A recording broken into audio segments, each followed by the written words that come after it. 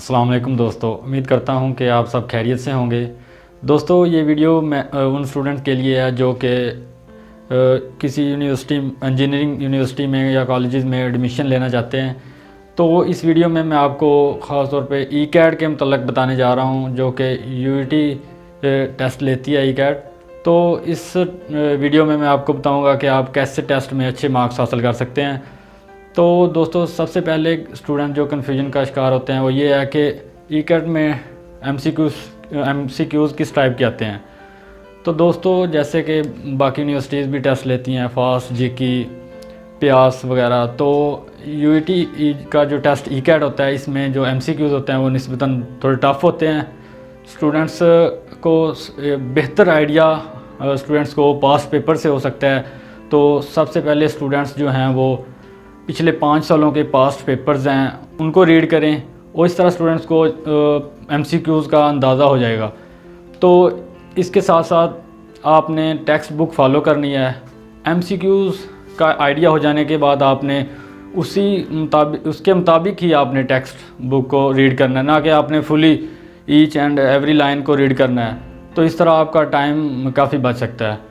तो इसके बाद अगर आपने कोई एकेडमी ज्वाइन की हुई है तो दोस्तों आपने ज़्यादा से ज़्यादा जो मॉक टेस्ट एकेडमी में होते हैं वो ज़्यादा से ज़्यादा दें। इस तरह आपको टाइम मैनेजमेंट और का बेहतर आइडिया हो जाएगा, क्योंकि 100 एमसीक्यूज़ होते हैं और 100 एमसीक्यूज़ के लिए 100 मिनट्स होते हैं और एक एमसीक्यू के लिए 1 मिनट होता है इस टेस्ट के लिए। तो दोस्तों इस वीडियो में मैं अपना एक्सपीरियंस भी शेयर करता हूँ, क्योंकि फ़र्स्ट ऑफ़ ऑल मैं भी यूईटी का स्टूडेंट हूँ। तो मैंने जो टेस्ट दिया था उसमें इतने अच्छे मार्क्स जो नहीं ले पाया था, इसलिए एडमिशन नहीं हुआ था। तो उसकी जो फॉल्ट्स हैं वो यही हैं कि मुझे कोई आइडिया नहीं था टेस्ट एमसीक्यूज़ किस तरह के होते हैं और कैसे प्रिपरेशन करनी है और बुक को फॉलो करना है या फिर पास्ट पेपर्स से कैसे मदद लेनी है। तो इससे आपको इस वीडियो से आपको ये बेनिफिट हो जाएगा कि आपको काफ़ी सारी चीज़ें जो हैं वो समझ आ जाएंगी।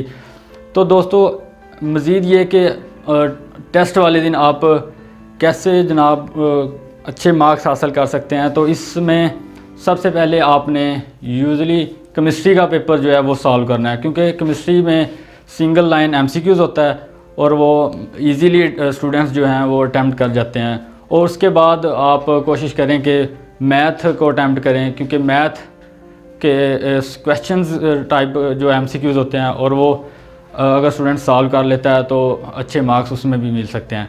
तो इसके बाद फ़िज़िक्स के जो एमसीक्यूज़ होते हैं वो यूजुअली टफ़ होते हैं और न्यूमेरिकल टाइप क्वेश्चन होते हैं। तो स्टूडेंट जो हैं वो कोशिश करें कि फ़िज़िक्स के जो हैं वो सिंपल जो क्वेश्चन है वो पहले सॉल्व करें। तो कोशिश करें कि न्यूमेरिकल को ना ही करें, इससे आपका टाइम जो है वो ज़ाया होगा।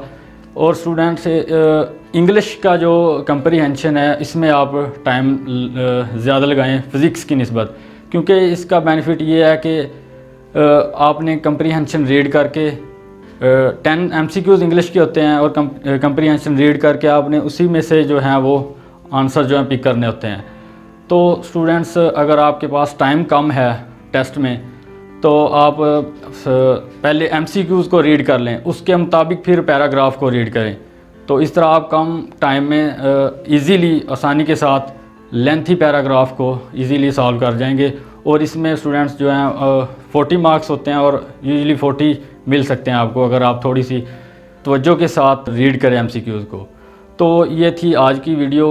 उम्मीद करता हूँ कि स्टूडेंट्स को वीडियो अच्छी लगी होगी। मज़ीद अच्छी वीडियोज़ के लिए हमारे चैनल वीआईपी मैथ को सब्सक्राइब करें और साथ में ज़्यादा से ज़्यादा शेयर करें।